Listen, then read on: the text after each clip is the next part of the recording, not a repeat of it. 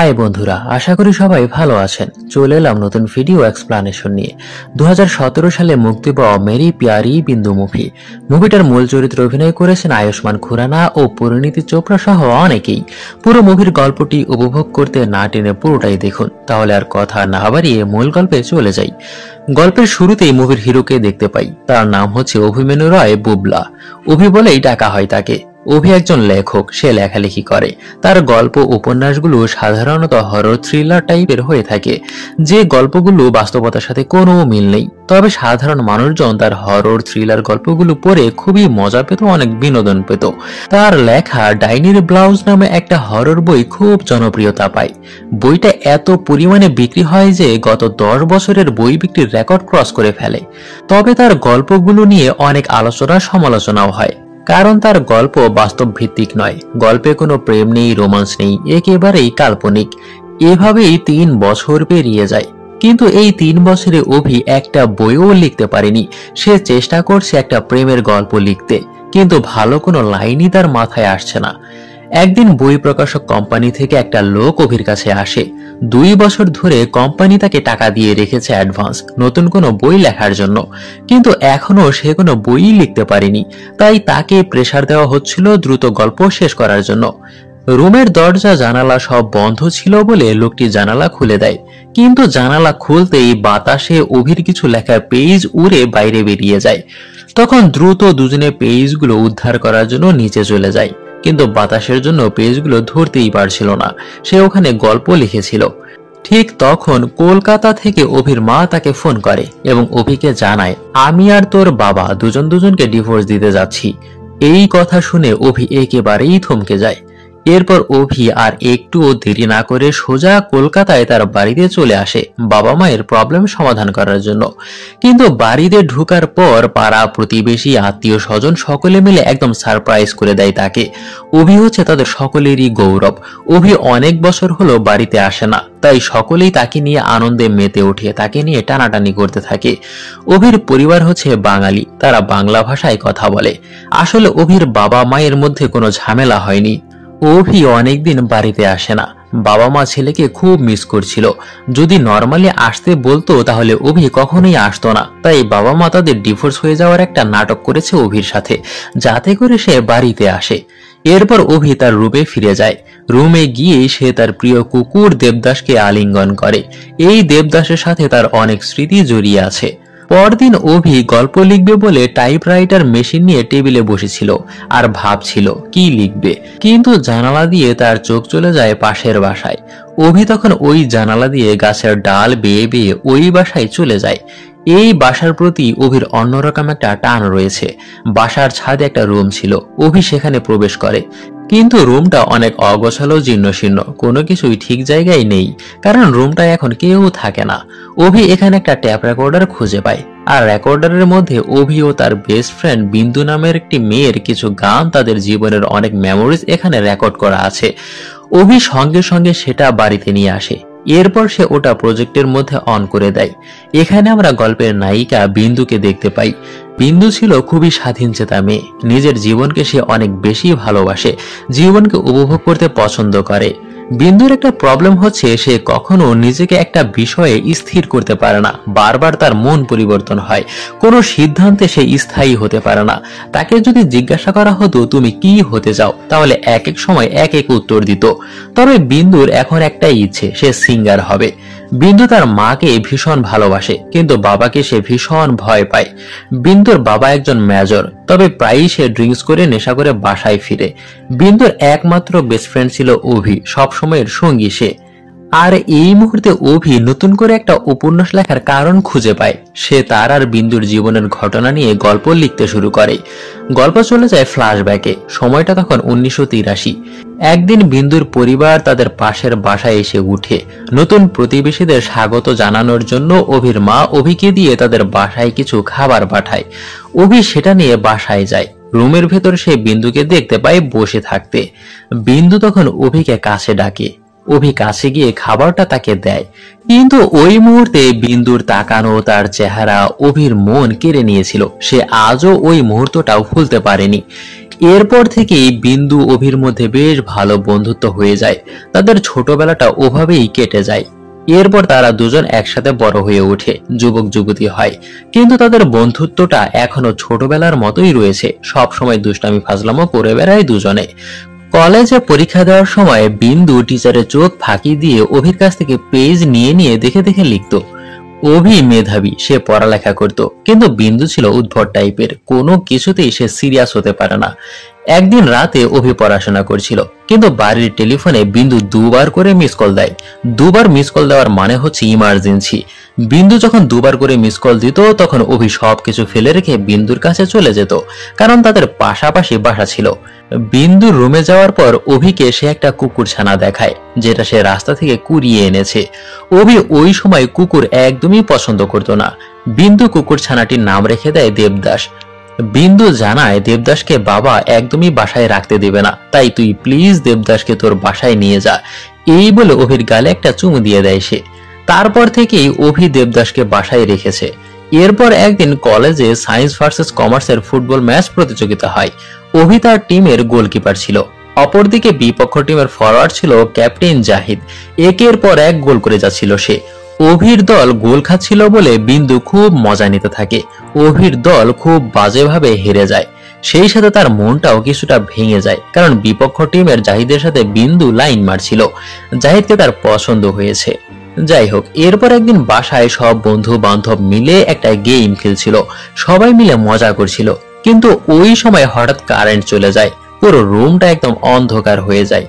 এজন্য তখন মোমবাতি জ্বালানো হয়। রুমটা যখন আলোকিত হয় তখন দেখি অভি অন্ধকারের সুযোগ নিয়ে অন্য মেয়ের সাথে লিপ কিস করছিল।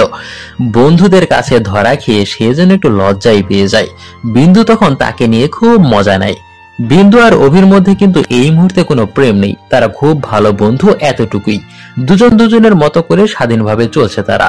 তবে অভি সব সময় চায় বিন্দুকে তার জীবন সঙ্গিনী বানাতে। যাই হোক, গল্প চলে আসে বর্তমানে।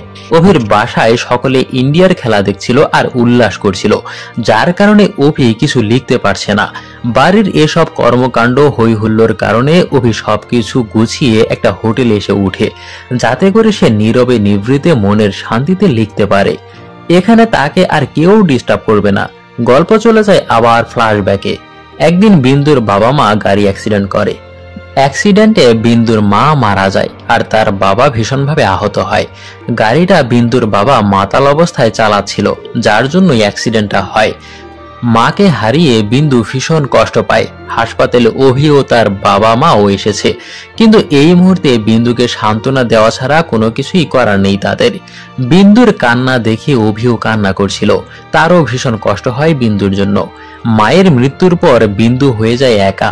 বাবার সাথেও সে কথা বলা বন্ধ করে দিয়েছে, কারণ মায়ের মৃত্যুর জন্য বাবাই দায়ী।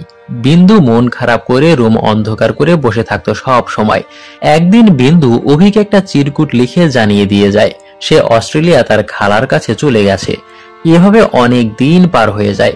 অভি এমবিএ করার জন্য কলকাতা ছেড়ে বেঙ্গালুরে চলে আসে। সেখানে সে পড়াশোনা চালিয়ে যাচ্ছিল। তবে কি বিন্দুর সাথে অভির যোগাযোগ বন্ধ হয়ে গেছে? একদমই না। প্রথমত চিঠির মাধ্যমে অনেকদিন পর পর বিন্দুর সাথে তার কথা হতো, কিন্তু এরপর থেকে মেইলের মাধ্যমে কন্টিনিউ তাদের কথা হয়।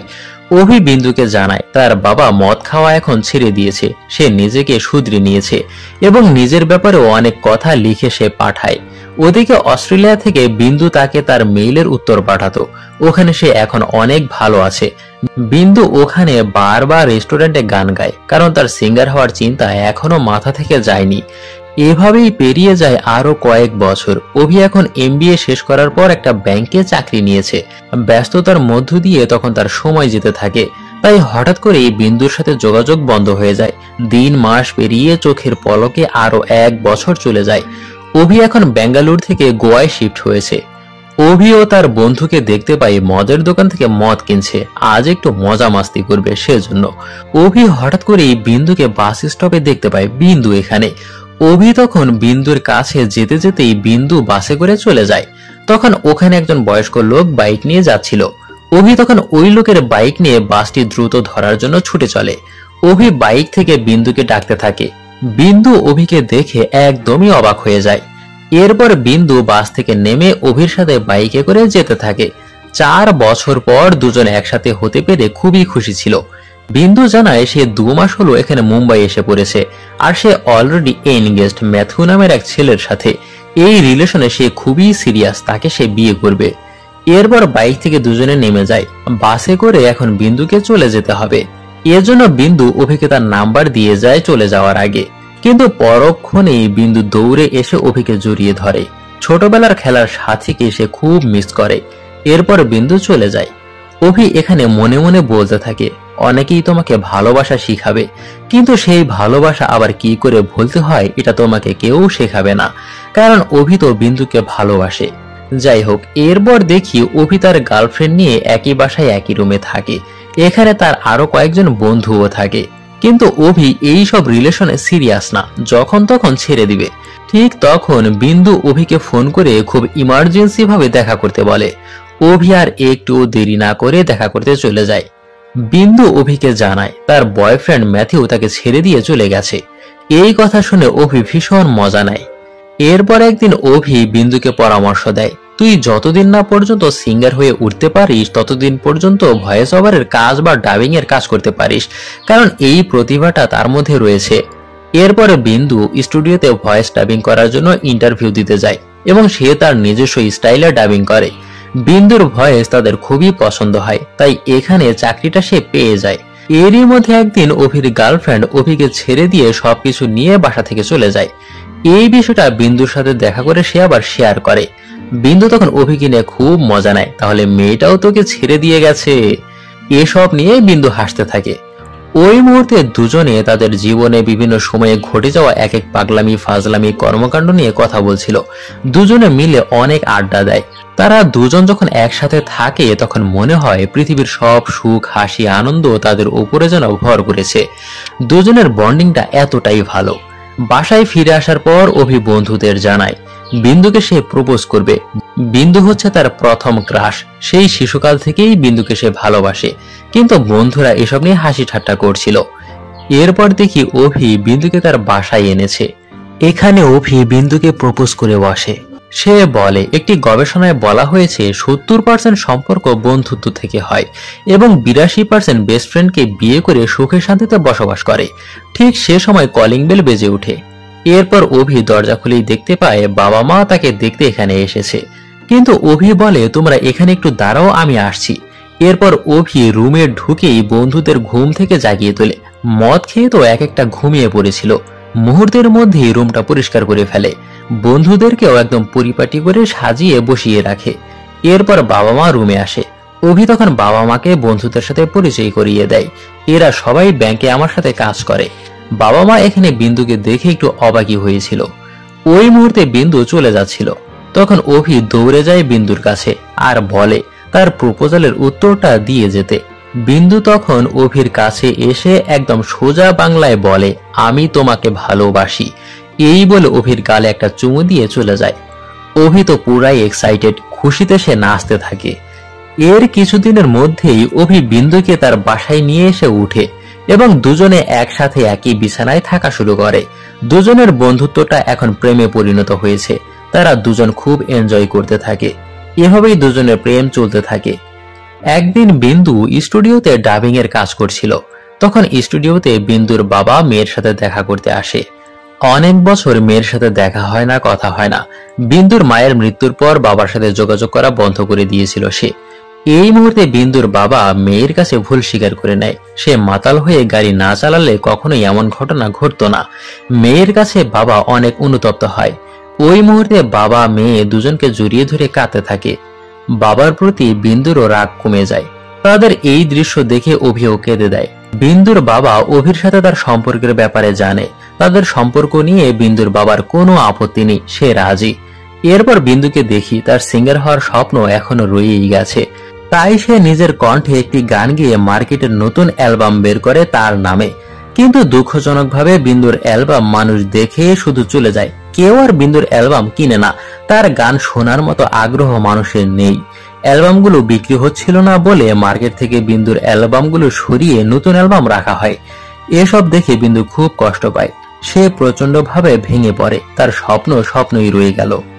অভি বিন্দুকে অনেক সাপোর্ট দেয়, তাকে শান্ত করার চেষ্টা করে, কিন্তু কোনোভাবেই বিন্দুর মন ভালো হচ্ছিল না।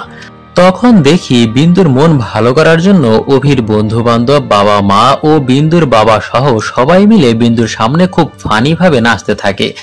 অনেক রকম ড্রামা করতে থাকে তারা। অভির বাবা মা, বিন্দুর বাবা সকলেই চায় বিন্দু অভিকে বিয়ে করুক, কারণ বিষয়টা এখন সবাই জেনে গেছে। আর ওই মুহূর্তে অভি বিন্দুকে বিয়ের জন্য প্রপোজ করে সবার সামনে, কারণ এটা তাদের একটা প্ল্যান ছিল। তার হাতে রিং পরিয়ে দেয়। বিন্দু সকলের সামনে হ্যাপি থাকার চেষ্টা করলেও সে কেন যেন আপসেট ছিল। বিয়ের জন্য তাকে যে এভাবে প্রপোজ করা হবে সে এটার জন্য একদমই প্রস্তুত ছিল না। সেদিন রাতে তারা সবাই অভির বাসায়ই থাকে। বাবা মা সকলেই ক্লান্ত হয়ে ঘুমিয়ে পড়ে। অভি তো সবকিছুর জন্য খুশি ছিল, কিন্তু বিন্দুকে খুব আপসেট দেখায়। বিন্দু অভিকে জানায় তাকে সে এখন বিয়ে করতে পারবে না। আর এই বিষয়টা অভিকে সে কিভাবে এক্সপ্লেইন করবে এটা সে আসলে বুঝতে পারছিল না। তার এমন সব কথা শুনে হাব ভাব দেখে অভি বিন্দুর উপর খুব রেগে যায়। অভি বলে, আমার বাবা মা, তোমার বাবা এখানে কিসের উদ্দেশ্যে কেন এসেছে? তারা তো সবাই রাজি। আসলে তুমি কি চাও আর কি চাও না তারই কোনো নিশ্চয়তা নেই, কোনো ঠিক ঠিকানা নেই। অভি এসব নিয়ে রাগারাগি করে। তখন পাশ থেকে বাবা মা সবাই তাদের ঝগড়া শুনছিল। বিন্দু অভিকে জানায় বিয়ে বিষয়টা এই মুহূর্তে সে মোকাবেলা করতে পারবে না, বিয়ে করাটা তার পক্ষে সম্ভব নয়, যার জন্য অভিকে সে সরি বলে। অভি তখন কিছুই বলে না, একদম চুপ হয়ে যায়। বিন্দু অভির সাথে সংক্ষিপ্ত এই প্রেমের সম্পর্ক নিয়ে দ্বিধাদ্বন্দ্বিত। আসলে অভিকে সে ভালোই বাসতে পারেনি। বিন্দু আসলে কি চায় আর কি চায় না সে নিজেও বুঝতে পারে না, তার মনের কোনো ঠিক নেই। বিন্দু সেদিনই বেঙ্গালুরে চলে যায়। এরপর থেকে অভি বিন্দুর সাথে যোগাযোগ বন্ধ করে দেয়। বিন্দু অভিকে দিনের পর দিন, মাসের পর মাস দুঃখ প্রকাশ করে অনেক মেইল করেছে। বিন্দু নিজেকে চেনার জন্য, নিজেকে খুঁজে বের করতে সে সময় নিচ্ছে। বিন্দু অভিকে 203টা মেইল করেছে, কিন্তু অভি কোনো মেইলেরই উত্তর দেয়নি। এভাবে পার হয়ে যায় আরো 2 বছর। এরপর অভি ব্যাংকের চাকরি ছেড়ে দিয়ে হিন্দি পাল্প প্রকাশকের সাথে যুক্ত হয়। সে এখন থেকে লেখালেখি করবে। এরপর 17 ডিসেম্বর 2009 সালে অভির লেখা একটা বই প্রকাশিত হয়। এরপর অনেকেই তাকে অভিনন্দন জানিয়ে ফোন করেছে। আর সেদিনই একটা আননোন নাম্বার থেকে অভির কাছে ফোন আসে। ফোনটা বিন্দু করেছিল। অভি বিন্দুর কণ্ঠ শুনেই তাকে চিনে ফেলে। বিন্দু বলে, ফাইনালি 2 বছর পর ফোনটা ধরলে তাহলে। সে তাকে এই 2 বছর কত মেসেজ করেছে, কল করেছে, কিন্তু অভির কাছ থেকে কোনো উত্তর পায়নি। সেজন্য বিন্দু খুবই কষ্ট পেয়েছে। এসব বলে বিন্দু একটু ইমোশনাল হয়ে যাচ্ছিল। এরপর বিন্দু অভিকে বলে, তাহলে কেমন আছিস? অভি থেমে থেমে উত্তর দেয়, ভালো আছি। বিন্দু তখন বলে, তোমার সাথে একটা কথা বলার দরকার ছিল। বিন্দু তখন অভিকে জানায়, আমি বিয়ে করতে যাচ্ছি এ মাসের শেষের দিকে বেঙ্গালুরে। আমি জানি তুমি আসবে না, আমি স্বার্থপর, কিন্তু কিভাবে আমার বিয়ের কথা তোমাকে না জানিয়ে থাকতে পারি? তাই ভাবলাম অন্তত এই কাজটা সঠিকভাবে করি। অভি এসব শুনে শুধু একটা কথাই বলে, আমি তোর জন্য খুশি। এই বলে ফোনটা রেখে দেয়। গল্প চলে আসে তখন বর্তমানে। অভি তখন হোটেল থেকে আবার নিজের বাড়িতে ফিরে আসে। হোটেলে সে থাকতে পারছিল না। বাবা মা ছেলেকে দেখে খুবই খুশি হয়। বাড়িতে আসার পর পরিবার প্রতিবেশী লোকদের সাথে অভি ক্যারাম খেলায় মেতে ওঠে। তাদের সাথে অনেক ভালো সময় পার করছিল। এরপর একদিন অভির বাসার টেলিফোনে হঠাৎ 2 বার করে ফোন বেজে উঠে কেটে যায়। অভি তো খুবই অবাক, কারণ একমাত্র বিন্দুই তাকে ইমার্জেন্সি ভাবে ডাকার জন্য এভাবে 2 বার করে মিস কল মারত। অভি এটা ভেবে তখন দৌড়ে পাশের বাসায় বিন্দুর রুমে চলে যায়। রুমে গিয়ে দেখতে পায় খুব কিউট একটা মেয়ে ছোটবেলার সেই বিন্দুর মতো করে ওখানে বসে আছে। অভি তখন তার কাছে যায় আর বলে, তোমার নাম কি? ঠিক তখন বাইরে থেকে বিন্দু মেয়েটিকে খুঁজতে খুঁজতে এই রুমে চলে আসে। আর মেয়েটা তখন দৌড়ে বাইরে চলে যায়। অভি ও বিন্দু কয়েক বছর পর দুজন দুজনকে দেখে খুবই সারপ্রাইজ হয়ে যায়। এই রুমে এসে দুজন দুজনের ছোটবেলার অনেক স্মৃতি মনে পড়ে যায়। আর দুজনে আবারও সেই ছোটবেলার মতো কিছুক্ষণ খুনসুটি করতে থাকে। অভি তো এখন অনেক জনপ্রিয় লেখক হয়ে উঠেছে। বিন্দু বলে, তোমার গল্পগুলো অনেক বিনোদনমূলক। অভি জানায়, এসব হরর গল্পগুলো লেখা সহজ, কিন্তু আমি 3 বছর ধরে একটা প্রেমের গল্প লিখে শেষ করার চেষ্টা করছি। তুই এখানে একটু অপেক্ষা কর, আমি আসছি। অভি তখন দৌড়ে বৃষ্টিতে ভিজে বাসা থেকে কিছু পেপারস বিন্দুর কাছে নিয়ে আসে। পেপারসগুলো বিন্দুকে দিয়ে বলে, এগুলো পড়। বিন্দু তখন পেপারসগুলো পড়ে। অভি তাদের ছোটবেলার বন্ধুত্ব, প্রেম, ভালোবাসা যা কিছু হয়েছে দুজনের মধ্যে এসব নিয়ে পুরো একটা উপন্যাস লিখে ফেলেছে। আর তাদের দুজনের শেষ সমাপ্তিটা হ্যাপি এন্ডিং করে দিয়েছে অভি। কারণ হ্যাপি এন্ডিং হলে বইটা বেশি বিক্রি হবে, সবাই পছন্দ করবে। কিন্তু অভির লেখা এই গল্প কখনই প্রকাশিত হবে না। অভির লেখা তাদের প্রেমের এই গল্প বিন্দুকে উপহার দেয় আর বলে, আমি চাই না এটা অন্য কেউ পড়ুক, কারণ এই গল্পটা শুধুই আমাদের দুজনের, আমাদের একান্ত। তাই এটা দুজনের মধ্যেই সিক্রেট থাকবে, গল্পটা শুধু বিন্দুই পড়বে। কিন্তু গল্পের শেষ সমাপ্তির সাথে বাস্তবতাটা একটু ভিন্ন ছিল। বিন্দু অন্য এক ছেলেকে বিয়ে করে নিয়েছে। তাই অভি বিন্দুকে মজা করে বলে, সে কি দেখতে আমার মতো হট অ্যান্ড সেক্সি? এই কথা শুনে বিন্দু হেসে দেয়। আর তখনই কিউট মেয়েটা এখানে চলে আসে। এটা আসলে বিন্দুর মেয়ে। বিন্দু তখন মেয়েকে নিয়ে বাইরে চলে আসে। আর আজকে হচ্ছে অভির বাবার জন্মদিন, তাই বাড়ির নিচেই বৃষ্টির মধ্যে বাবার বার্থডে সব অ্যারেঞ্জমেন্ট করা হয়। এখানে সবাই মিলে বাবার বার্থডে সেলিব্রেট করে। বাবার জন্মদিন উপলক্ষে অভি ও বিন্দু দুজনে মিলে অনেক আনন্দ উল্লাস করতে থাকে। আর এখানে অভির মনের কথাগুলো ভেসে আসছিল। সে বলছিল, বিন্দু আজ একজন মা, একজন পুত্রবধূ, কিন্তু আমার কাছে সে এখনো সেই বিন্দুই রয়ে গেছে। বিন্দু ছিল তার জীবনে গানের সুরের মতো। একটি সাধারণ গান যেমন সুর ও মিউজিকের জন্য আরো বেশি সুন্দর হয়ে ওঠে, ঠিক তেমনি বিন্দু ছিল তার জীবনের বেঁচে থাকার সুর, যেটা অভির জীবনকে হাসি আনন্দে রেখেছে সব সময়। তাই অভি বিন্দু নামক এই সুর কখনোই হারাতে চায় না। বিন্দু এখন অন্যজনের স্ত্রী হলেও বিন্দুর প্রতি অভির কোনো রাগ অভিমান নেই। সে সব সময় বিন্দুর ছোটবেলার মতো বন্ধু হয়েই থাকবে। আসলে এই পুরো মুভিতে দুজনের বন্ধুত্বটা এমন ভাবে প্রেজেন্ট করা হয়েছে যেটা সকলেরই নজর কেড়ে নেবে। ছোটবেলা থেকে দুজনের বন্ধুত্ব, এরপর বিভিন্ন ট্র্যাজেডির পর দুজনের প্রেম, তাদের বিভিন্ন উদ্ভট কর্মকাণ্ড, এসব কিছু আপনাকে অনেক হাসাবে। আর এই পুরো মুভিটা দেখলে আপনি বিষয়গুলো ভালোভাবে ফিল করতে পারবেন। আর এই মুভির শেষ সমাপ্তি এখানেই হয়। তো বন্ধুরা, ভিডিওটি দেখার পর আপনার কি মতামত কমেন্ট বক্সে অবশ্যই জানাবেন। পরবর্তী ভিডিও নিয়ে আপনাদের সাথে আবারও দেখা হবে। সবাইকে ধন্যবাদ।